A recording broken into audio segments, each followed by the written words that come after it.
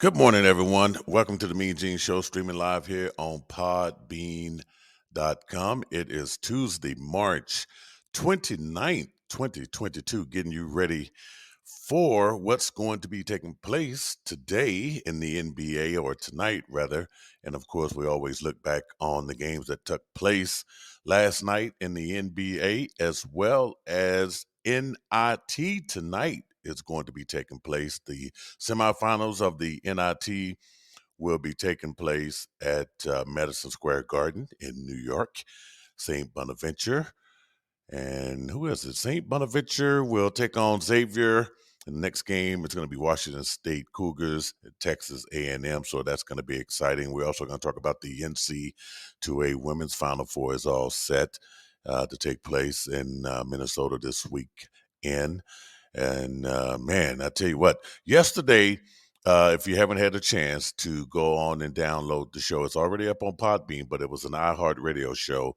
Me and a great friend of mine, Terry Taylor, who I served with in the United States Navy. Terry retired from the Navy, 22 years he served, and great guy, lives in Virginia Beach now, but is from Cleveland, Ohio. And the show yesterday was specifically catered to Cleveland. It was the Cleveland show, so to speak.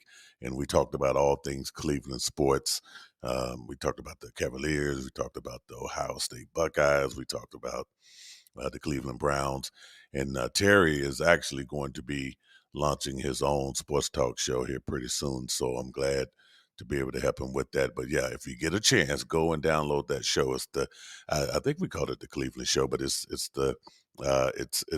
special guest Terry Taylor, and that show is out there now. I can tell you that later on this week we will be doing a Final Four show. And that, when I say we, I'm talking about Dustin Pfeiffer, who you guys already know joins me regularly here on this show, on the MeanGene Show. Dustin Pfeiffer works for Bally Sports Southeast. He covers the Carolina Panthers and the Charlotte Hornets. So Dustin and I will be doing our Final Four, which we are probably thrilled and cannot wait for this tournament to be over, especially after looking at our brackets. It's just horrible, right? But anyway, a great tournament, and it's just amazing how, the bumps and bruises of the NCAA tournament, not that many major upsets. I think, the one Cinderella team that everyone began to follow, which was the St. Peter's Peacocks of Jersey City, New Jersey. They hung on as long as they could, made it to the Elite Eight, and then things sort of, balanced out. We got the teams that we got, and we got a hell of a Final Four, which cannot wait. And we'll be talking all about that stuff on an exclusive Final Four show. So we get an hour to break down this game, and it's going to be fun because we're going to spend a lot of time talking about Coach K. What a journey, what a way to go out, what a way to actually be. This is your last year. The curtain call is there. Um, they didn't get it done at that last home game at the Cameron Indoor Stadium, thanks to North Carolina, a team that they will get a chance to redeem themselves. So, man, this is the excitement of this Final Four is just building, and it's going to be great. So I can't really wait to talk about that with Dustin Pfeiffer on our NC2A Final Four show, which will be the last show we get to talk about the NC2A, which, man, it's been an incredible run. Okay, so yesterday we actually started the show off yesterday talking about the Oscars. Weird, right? And believe me, yesterday here in Houston, so I went out and did my 3.5 mile walk, and then after my walk, I went and grabbed me some lunch, and everyone, every conversation around me was talking about Will Smith and Chris Rock, the Oscars, and what happened. And believe it or not, me and Terry Taylor, we had to get in on a little bit of that too, because I haven't really had a chance to talk to someone else about it, especially on air. And I just thought it was a grand opportunity to get his thoughts and opinions on that. So you can definitely hear that on the show. But it was just amazing how, I mean, every conversation in the restaurant was talking about, Will Smith and Chris Rock, who was right, who was wrong, this, that, and the other. It was just amazing. But I will mention here that apologies from Will Smith and Chris Rock were issued yesterday after that awful Oscars incident on Sunday night. So I'm glad to see that both men have had time to think about their actions and what they did. And but it's really interesting, and I saw this yesterday, and I'm still seeing it here, even on TV and on social media. It's interesting to see how supporters for Chris Rock and Will Smith actually see things, and I mean, people are breaking this thing down crazy like. And then the memes are out there. Oh my goodness, boy, there's some great ones out there too. So who knows? I tell you what, Michael Jordan may actually be smiling now because he will not be the official meme, and so I think it could be Chris Rock, when his face went back after that hard slap by Will Smith. So you got some new memes out there, which is crazy. But um, I don't know about this situation. Don't be surprised if we learn more about it in time. Things have a way of coming out. A lot of people still feel that it was staged. A lot of people still feel that it was something that in Hollywood have played this thing out. But I'm not sure because there are actually talks out there about whether or not Will Smith should lose his Oscar over this, which I haven't heard anything from the Academy itself. But man, so yeah, if you uh, think that it wasn't real, I'm pretty sure. Now I was one of those that was on the fence because Hollywood is Hollywood, and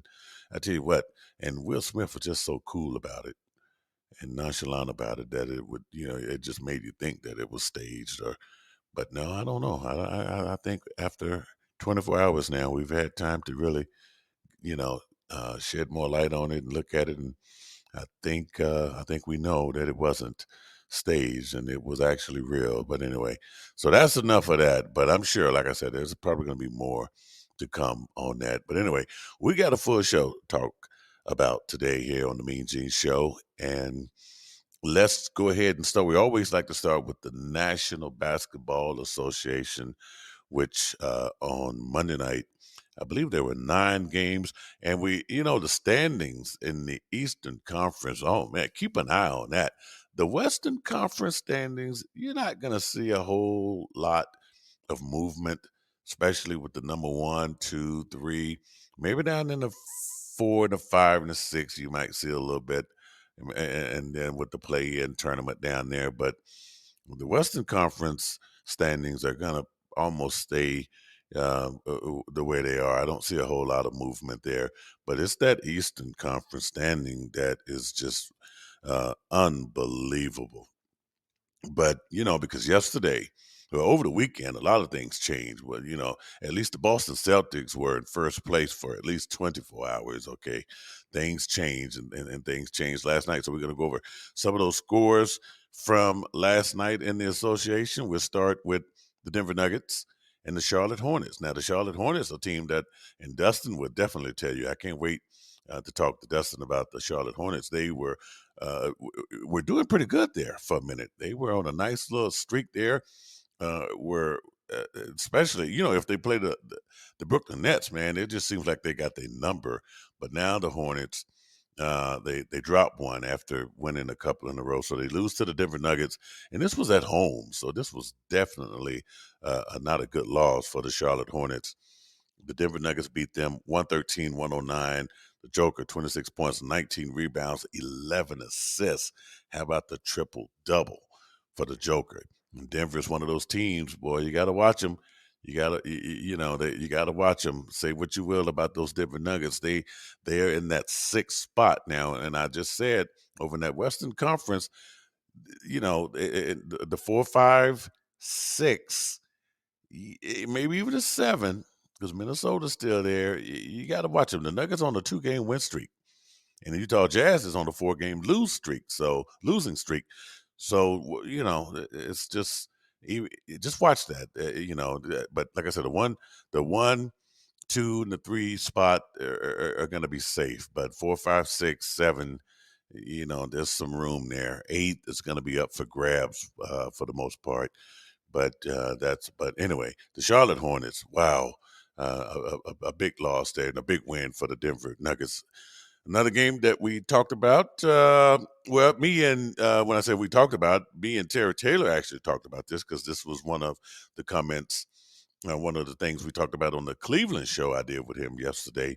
The Orlando Magic played the Cleveland Cavaliers. Cleveland needed this game, and they got the win. We thought they would.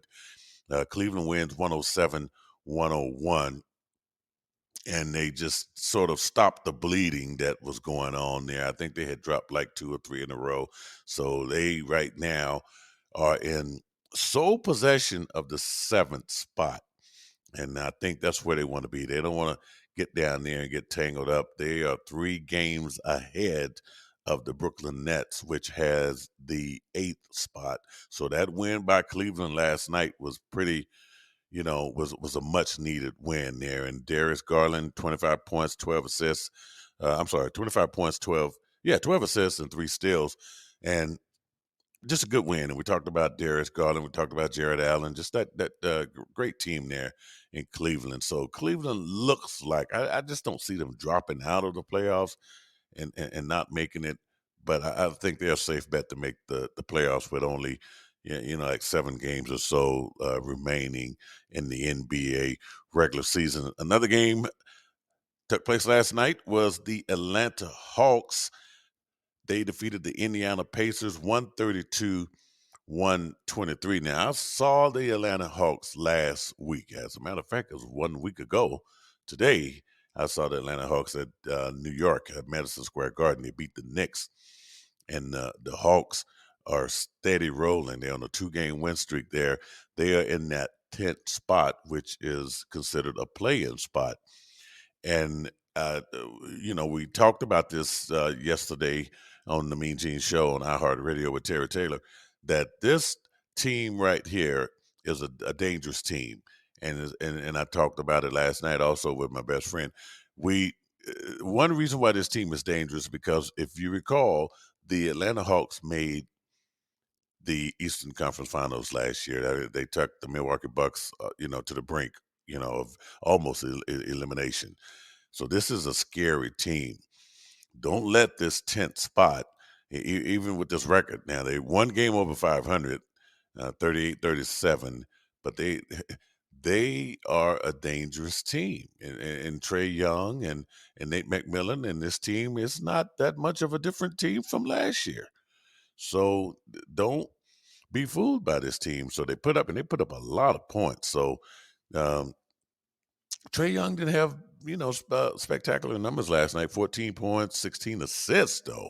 He was dishing them out and 2 steals. So this team is dangerous, but big win for the Hawks. They have a 2-game win streak there in the Eastern Conference. Another game that took place last night was the Chicago Bulls. Bulls continue to slide. They lose to the New York Knicks. Knicks at home, and the Knicks win 109-104. It's always interesting to see how Tom Thibodeau faces or prepares for his old team. You guys remember Tom Thibodeau had good seasons there with the Bulls, him and Derrick Rose. So, oh man, and DeMar DeRozan did all he could for the Bulls last night. I don't know what's going on with the Chicago Bulls, so they dropped this one. They are in the 5th spot, but they're tied right now, and with the Toronto Raptors, who are moving up again. Raptors now have won 3 in a row. They now own the uh, best or the largest win streak there, longest win streak there in the NBA Eastern Conference. That had belonged to the Boston Celtics, who was steamrolling now. The Celtics, like I said, the Celtics were in first place for one was it 1 day in the Eastern Conference because they were riding a 6-game win streak, and that ended. And now the Celtics dropped back down to number 4, where they pretty much were for the most part. But it's the Toronto Raptors 3-game win streak there. They're getting it done. But the Bulls are in the 5th spot, and they are probably going to juggle there between the Toronto and Cleveland. They're all right there. The 5, 6, and 7 is pretty tight there over in the Eastern Conference. But the Knicks, man, they get it done. Big win at home for the Knicks, and the Knicks are just, the Knicks are probably not going to get in there. They just lost too many. They're in the 11th spot there, but man, that's still they are 5 games behind the the 10th spot there, which belongs to the Atlanta Hawks. There's just not enough time to catch them. And I said that the longest win streak in the Eastern Conference belonged to the Raptors.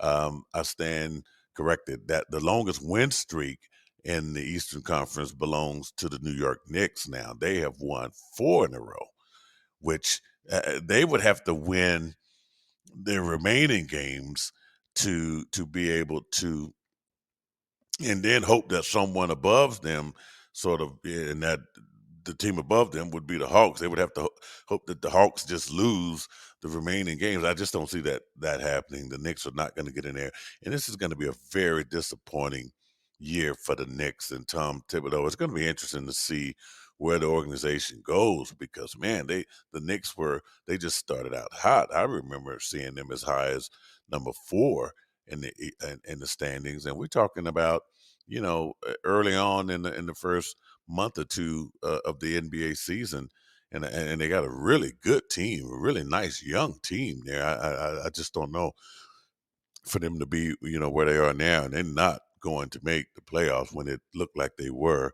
early on in the year. Another game that took place last night was the Miami Heat at home. They get a win over the Sacramento Kings, 123-100. And this was pretty cool. Bam Adebayo, 22 points, 15 rebounds, 2 steals. And this was a much needed win. That win actually put the Heat back in first place because remember, last week the Miami Heat suffered a couple of back-to-back losses there, and it was immediately after that blow up between Jimmy Butler, Coach Eric Spoelstra, and Udonis Haslem. It seems like cooler heads have prevailed now, and they are able to get back in that win column and get back in first place there in the Eastern Conference. And they have also, I believe it looks like they have clinched a playoff spot. I think that's the best that they have done. No one has clinched the conference yet because those records are just really, really, really close. Everyone is 48, 46 wins, 47 wins, just a little bit too tight. So maybe in the next 4 games, 3 or 4 games, uh, but it's going to be tight though because all of these teams are going to play each other and they're going to beat up on each other. So it might just get down to the last game or so before someone actually clinch a division. Clinch the conference. But anyway, so big win for the Miami Heat as they get back on track. And then another game that took place last night, and this was the game that hurt the Celtics, and this is why the Toronto Raptors are on a 3-game win streak. The Raptors defeated the Celtics last night in Canada, 115-112 in overtime. And Marcus Smart, 28 points, 10 rebounds, 4 assists. And Pascal Siakam, 40 points, 13 rebounds, 3 steals. It seems like this guy has found his swag again. Remember, he was balling when the Toronto Raptors made that run to the NBA championships. Of course, they had Kawhi Leonard on that team, but Pascal Siakam really contributed also to that championship run. And it seems like this guy has found a burst of energy, and he's getting it done there. 40 points. I didn't even get to see this game at all, but the Celtics enjoyed that first spot, and it was because of the Celtics loss and the Miami Heat win. Because remember, I told you everybody was just kind of like right there, and even right now, uh, the Bucks, the 76ers, and the Celtics are all virtually tied.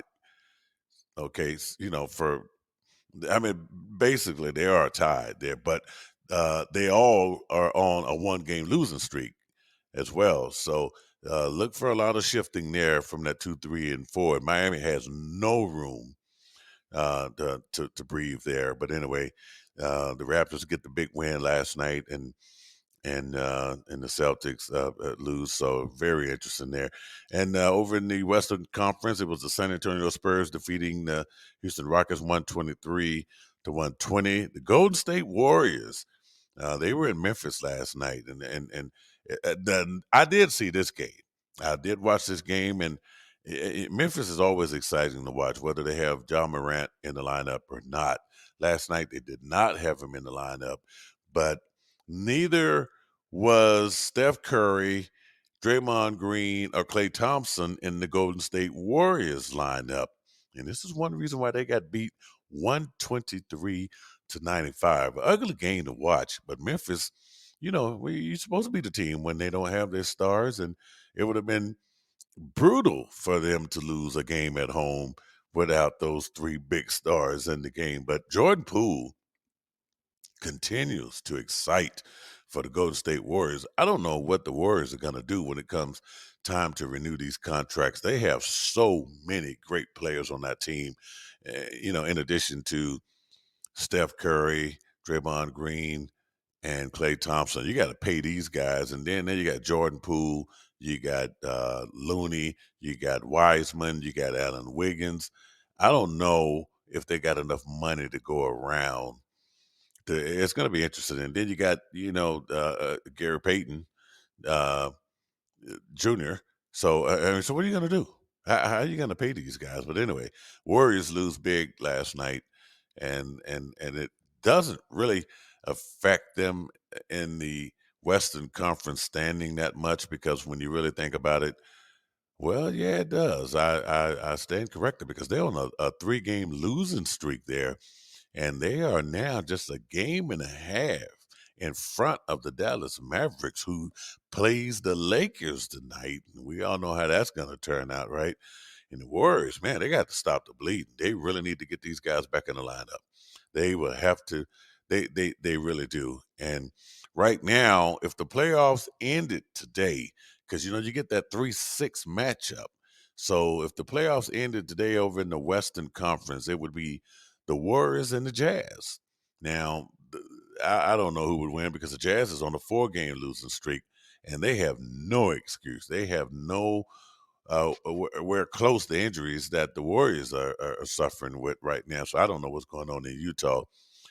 But now, if for some reason, you know what? I'm sorry. The 3-6 matchup would be the Warriors and the Nuggets. Okay.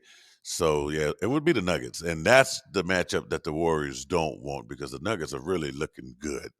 The Denver Nuggets are really looking good. So it'd be the 3-6. Now, for some reason, if the Warriors drop to the 4 seed, then they would be playing the Utah Jazz. So I was getting ahead of myself there. So that's the matchup that would be, and maybe that's the matchup they want. I don't know. But anyway, they really need to get it together. But the Memphis Grizzlies are just, oh my goodness. Um, they have now won 5 in a row, and they are just steamrolling. And I think most of these games of this 5-game win streak has been without John Morant, if I'm not mistaken. At least 3 of those 5 wins, I'm sure. I think all 5, but I could be wrong there. But anyway, they are 53-23, and just amazing. They're 5 games ahead of the Warriors, so they don't have to worry about anyone getting in second place there. They're going to hold that down.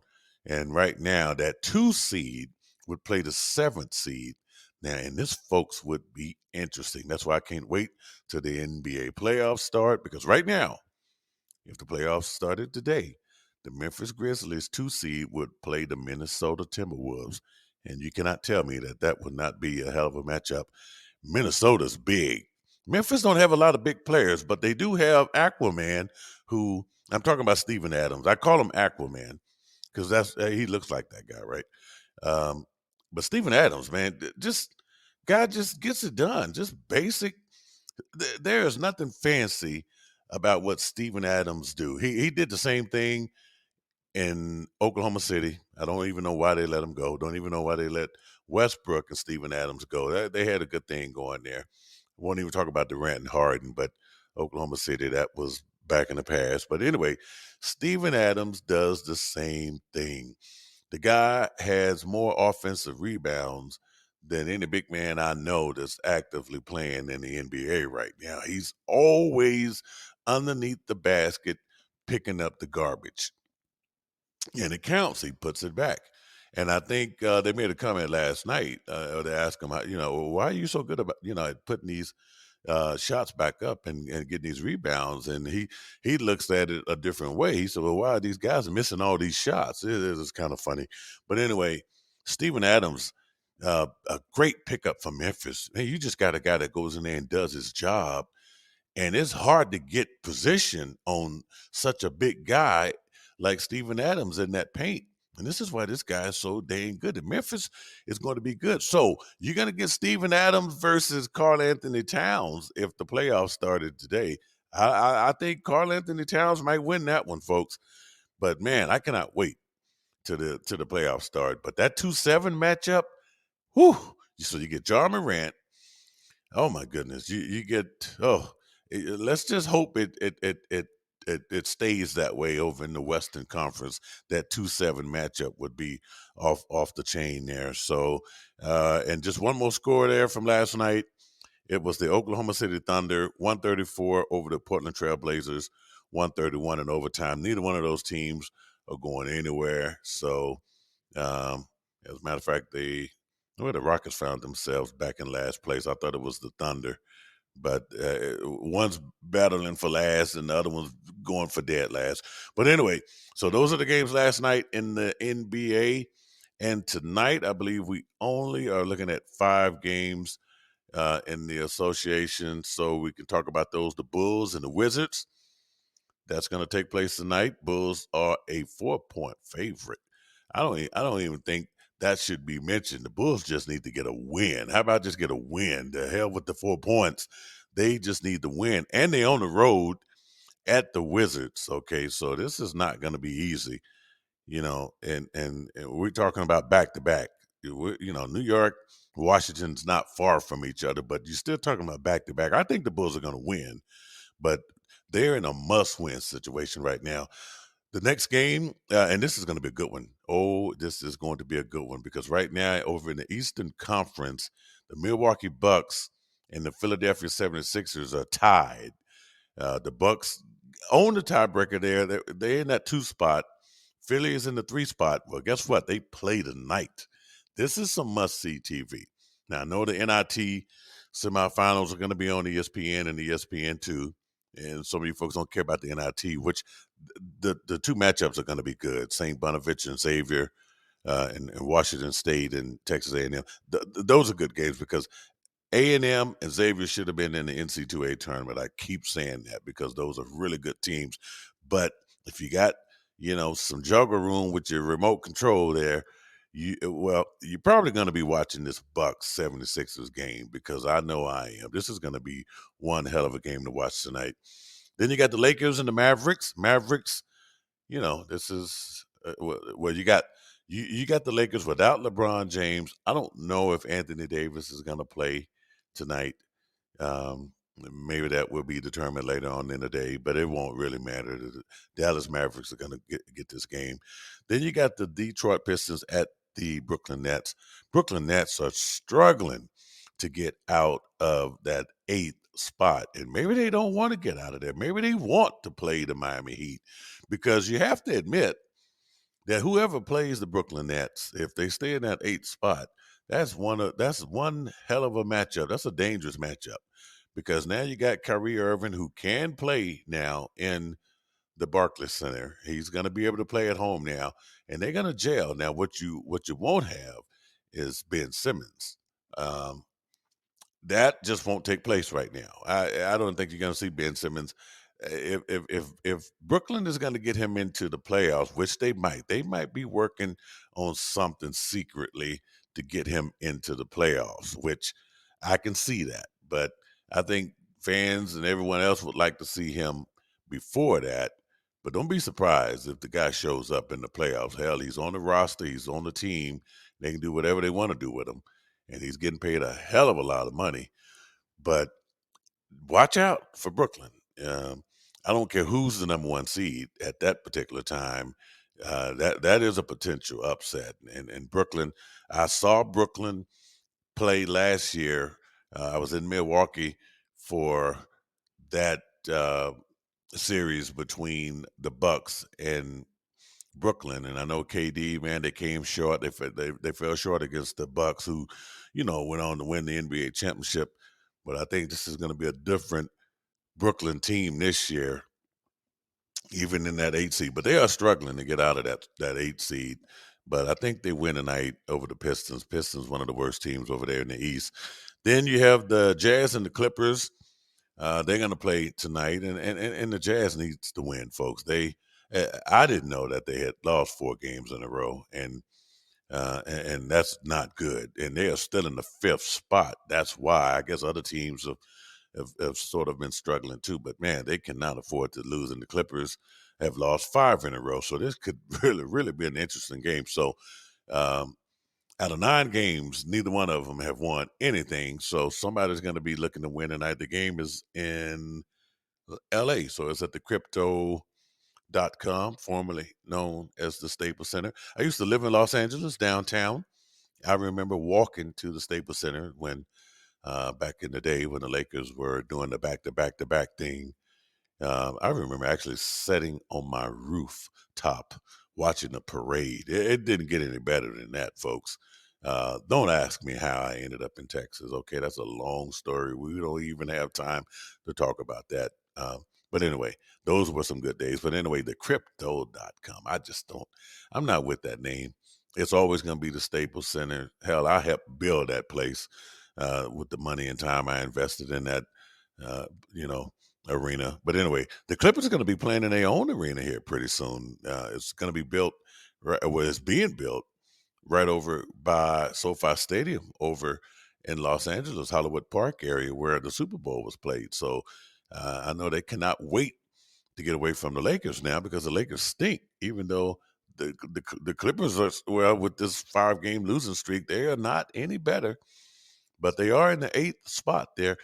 So, and that's the NBA tonight. So just 5 games there.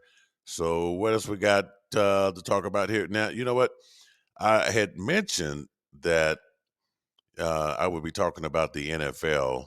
I am going to do that, but not right now. I did want to make sure I mentioned about the NIT. I think I did already. And then, of course, now, look, I have not talked a lot about the women's NCAA tournament. I used to coach women's basketball at the junior college level.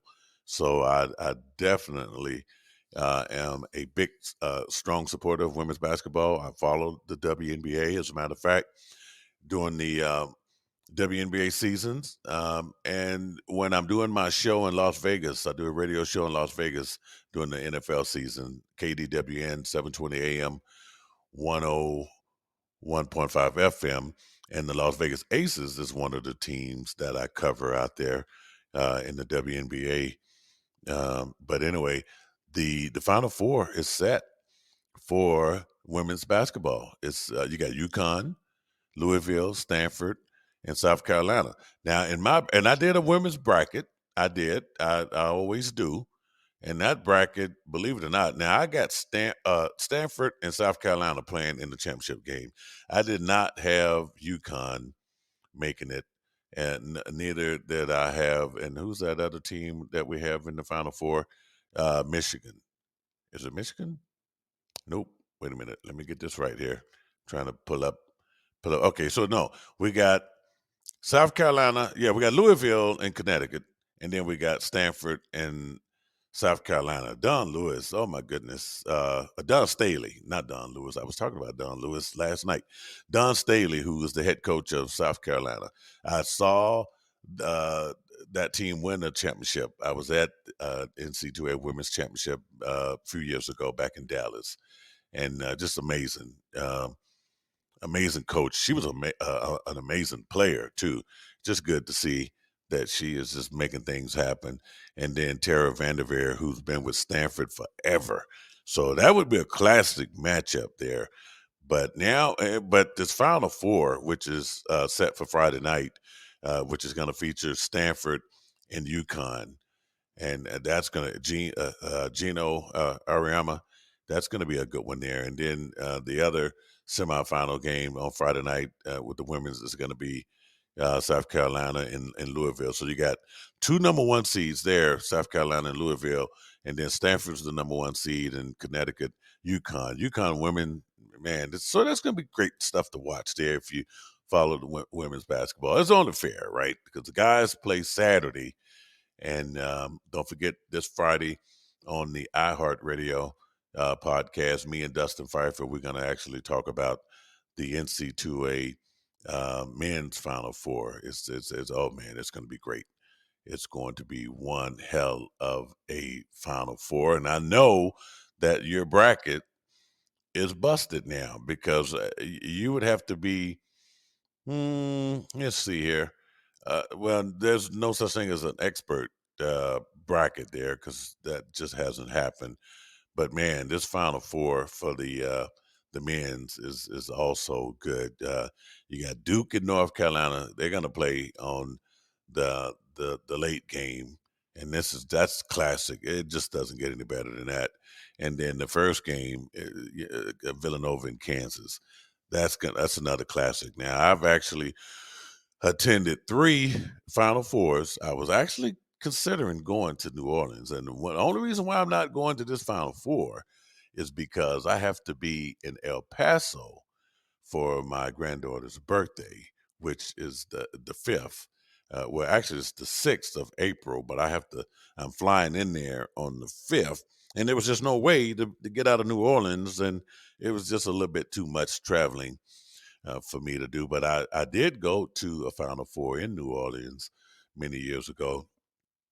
That was when Anthony Davis was playing with Kentucky, and that was and Kansas was in that. So it was Kansas and Kentucky that was in that Final Four. I can't remember the other two teams, but I did see Villanova in the Final Four, and I did see North Carolina in the Final Four. That was in Houston, and I went to I went to two Final Fours in Houston, and I think I've been to four Final Fours. So yeah, two Final Fours in Houston. I went to a Final Four in New Orleans, and I went to a Final Four in San Antonio. So yeah, it's four Final Fours. So this would have been the fifth one had I attended this one. But no, this one is going to be good to watch. Even though the drive to New Orleans is only like 5 hours from Houston, but no, this is going to be a good one to watch. But I would get all in depth to what's going to be happening with this Final Four on the show with Dustin Pfeiffer. It's going to be called the NC2A Final Four show. So make sure you listen to that. Okay, so now how about we kind of just look at there are a ton of NFL free agents out there. I mean, a bunch of them. There's some really good ones out there. And now the NFL draft is going to be happening and next, about less than a month now, April 28th in Las Vegas. But there are still some free agents out there that could probably be signed any day. But you're not seeing a lot of signings happening, which now makes me think that the draft teams are just really eyeing in on the draft now. The owners are all meeting in Florida for the winter meetings. But and there's a lot of rumblings about, okay, well, we're going to sign this guy, but they haven't done it yet. And I'm thinking, okay, well, they must be waiting on the draft. Stephon Gilmore, the cornerback, he's still out there. I don't know why. I do not understand why he is still out there on the free agent market. But that's a hell of a good cornerback. Bobby Wagner, the linebacker, played with Seattle many years, and he's been out there for a while now. There was rumors that the Dallas Cowboys was going to pick Bobby Wagner up, and I haven't seen any movement there. And I'm thinking, okay, what's going on here? The draft is probably the main focus right now, but these guys can be picked up. You'll see a lot of free agents picked up after the draft when teams for some reason maybe miss out what they needed or what they wanted in the draft. So Tyrann Mathieu, the safety from the Kansas City Chiefs, he's still out there. And there are a lot of teams that were interested in him. And teams will say that, but make no movement. I know the Pittsburgh Steelers looked at the Honey Badger. There's a couple of teams that did that. Odell Beckham Jr. is still out there, and of course now he got injured there, and I don't think that's going to be a major factor for him. But he got that Super Bowl, and me and Terry Taylor talked about it yesterday on the Cleveland show there that we did. That he wouldn't be surprised if he came back to Cleveland now that Baker Mayfield is no longer there or will not be there, and you got Deshaun Watson there, and you got Amari Cooper and Odell Beckham Jr. I could see that. I could really see that. That could be interesting. So you get a do over, so to speak. I can see that happening. I really could. But it's the fact that he hasn't been signed. He's a free agent. He is free as a bird out there. Who else is out there? Speaking of Cleveland, Jadeveon Clowney. He's a free agent out there, which you would, if you're Cleveland, you got Miles Garrett out there, and why wouldn't you want Jadeveon Clowney to be in that same team with him on the field? So that doesn't mean that they won't grab this guy, but I'm thinking everyone is, if they haven't signed these guys yet, everyone's just waiting on the draft. Now we're talking about almost a month here. Here's the one that we're laughing at, Rob Gronkowski. So could you imagine Rob Gronkowski being anywhere else other than Tampa Bay? If Tom Brady's coming back, could you see Rob Gronkowski somewhere else, like Atlanta or somewhere else in the division? I doubt it. I think um, if he just don't retire altogether, now that could still happen. But I don't think so. I think he'll be back with the Buccaneers.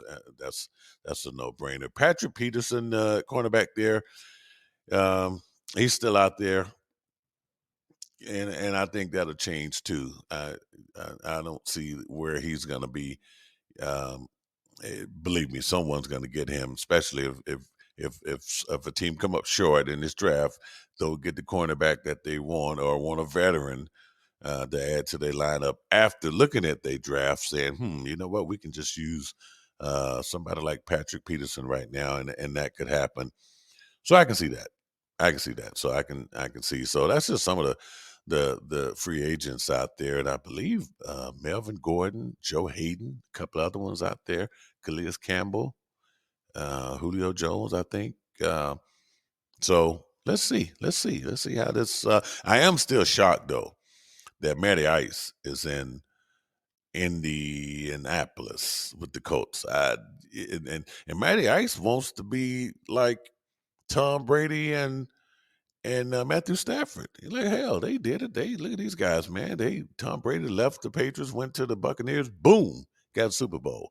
Matthew Stafford leaves Detroit after all them years, go to LA, wins the Super Bowl. Boom. And it's not that easy though. Now, one of the differences between Stafford and Matty Ice is, well, Matty Ice actually had a chance and should have won a Super Bowl. No, I don't know, and we're always going to talk about that Super Bowl, and because I said the Falcons had the longest hangover of any team I know that played in the Super Bowl. Remember, they was up 28-3 on the Patriots and lost the damn game. So Matty Ice, I don't know if you're going to get that second window. I mean, you might.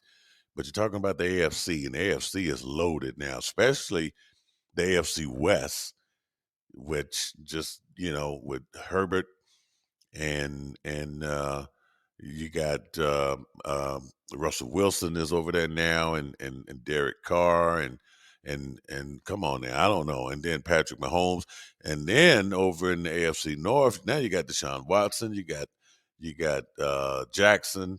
I don't know who the Steelers are going to have, but and then you got the kid that just made it to the Super Bowl with the Bengals. So Matty Ice, I don't know if this is the right time for you to be in the AFC. How are you going to win? Your best chance was winning in the NFC. As a matter of fact, the NFC is kind of weak. If Tom Brady, I would still say Matty Ice. Maybe he should have went to another NFC team. Maybe he should have went to Seattle. But how are you going to win, Matty Ice, with all of these young stud quarterbacks in the AFC? I don't know. So that's going to be interesting to see. Sometimes, I just think that window may be closed on Matty Ice. But there are some good top players out there. And we're going to start talking about some of these top NFL draft prospects. And then we'll start talking about the teams that they probably are going to be um, going to. And I like to kind of look at the team needs. I like to put out there who the guys are, the top picks, their positions, and then we like to look at the needs for the teams. And that don't always match up. Teams do not always draft what they need. Sometimes you just got to go with the best damn player on the board. You've probably heard that many times before, but that's just the way it is. It's just like I think with the Dallas Cowboys when they got Micah Parsons. I don't know if they really was looking for that position, but man, they had to get that player, or was it? No, I think they wanted Parsons. It could have been C.D. Lamb. I just think he was just there. We're like, well, hell, you got to take him. Sometimes you look up at that board and you see, well, man, this guy should have been gone already, and he's there, and you got to take him. And that happens a lot. That happens in the at these NFL drafts, which is so much fun. But I know that everyone is looking at the safety from Notre Dame, Cal Hamilton. They're looking at this guy. They're also looking at Kayvon Thibodeau from Oregon, the edge guy, and Aiden Hutchinson from Michigan. And then these are some of your big guys. And Evan Neal, good Lord. Everybody's looking at this big dude. You talking about an offensive lineman, 6'7", 337 pounds. Hell, you can't miss him. You got to be looking at him. Even if you wasn't looking at him, you can't miss him. And if you watched any Alabama games this year, you know who Evan Neal is, and believe me. So these are your top players there, and then you got to go, and then I'm going to match these positions up with the team, some team needs. Who couldn't use someone like Evan Neal? Okay, that size, and this guy is awesome. This guy played. Oh my goodness, for a college player, oh, he's going to be a starter wherever he goes in the NFL. Derek Stingley Jr., LSU cornerback. Anybody that comes out of the SEC is almost pretty damn good. But and those guys usually start right away. So a lot of people are going to be looking at him. Tyler Linderbaum from Iowa, another big guy, offensive lineman there, 6'2". Now, he's not as big as Evan Neal, who's 6'7", but at 6'2", 296 pounds, he's pretty beefy. He's a big boy. And I know there's going to be some use for him. Charles Cross, Mississippi State, they're going to be looking at him. He is 6'5", offensive lineman, 307 pounds, man. Woo-wee. You imagine what you can do with this big boy on the line there. Garrett Wilson, Ohio State, wide receivers. A lot of wide receivers in this draft, and this is going to be interesting. There are a ton of wide receivers in this draft, but I know right now he's probably going to be one of your top tens there. Garrett Wilson from Ohio State. Ohio State had some pretty good wide receivers there, including Olavi that was with that team. And then you have Ahmad Gardner, cornerback there out of Cincinnati. So you got some. I mean, the draft is going to be good. And speaking of wide receivers here, now this guy, I would think two wide receivers there that I'm looking at: Drake London, USC, and then Traylon Burks from Arkansas. Right now, I think. Well, I don't know. This is just me. I would probably take them before I take Garrett Wilson from Ohio State. But like I said, to be fair, I'm just throwing out names and where these guys come from and their positions. But it's only fair that you know what the team needs are, and of course, you're gonna need to know who's drafting in what order. So I put all of that together for you. We're going to start talking about that a whole lot more, especially once we're done with basketball here, which is going to be pretty damn soon here. So we're going to be able to really get deep into this. Now, I would tell you this: I will be broadcasting from Las Vegas on April 28th. April 28th just happens to be my birthday too. So the NFL draft always falls around my birthday, and then the NBA playoffs be happening around that time too. So I get excited during that time in April, late April. So I will be at it looks like we're going to be at the Westgate Sportsbook and Casino. I don't know if you've ever been there now. They are one of my sponsors of my radio show in Las Vegas. So I've done a couple of shows there um, during last year's football season. But we're going to be broadcasting there inside the sports book. If you've ever been to Las Vegas, which I know many of you have because you're sports fans, right? And if you've ever been to a sports book, the Westgate is probably the best sports book. Okay. I'm not saying that because they sponsored me, but that sports book is huge.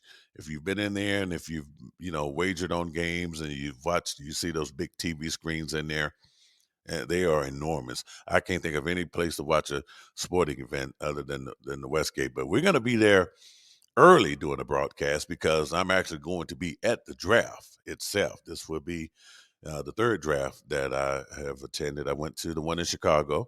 I went to the one in Dallas, and this one is going to be number 3. So looking forward to that. Looking forward to doing the show from there, and looking forward to doing my own mock draft, which I won't do my own mock draft to probably like a week before the draft takes place because there's just too much information, and then these free agents are out there lingering around. You kind of want to know where they're going to go because if someone picks up a Stephon Gilmore, this, that, and the other, that changes the concept of the draft, in my opinion, anyway.